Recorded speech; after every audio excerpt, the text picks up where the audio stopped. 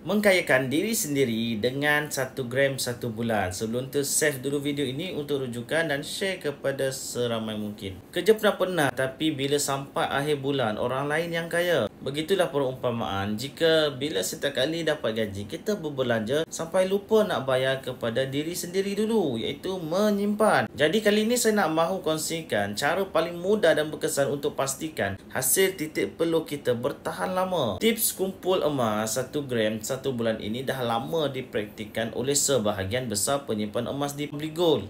Bila dapat gaji je terus beli 1 gram emas 999 melalui akaun emas GAP. Jangan tunggu duit lebih. Sebaliknya simpan dulu baru belanja. Barulah kita makin lama semakin kaya. Ulang tabiat ini setiap kali dapat gaji. Jika sudah ada banyak gram, boleh keluarkan emas fizikal sama ada gold bar ataupun dinar sebagai motivasi untuk simpan lebih banyak gram. Saya nak bantu 30 orang penyimpan emas baru sempena musim gaji ni.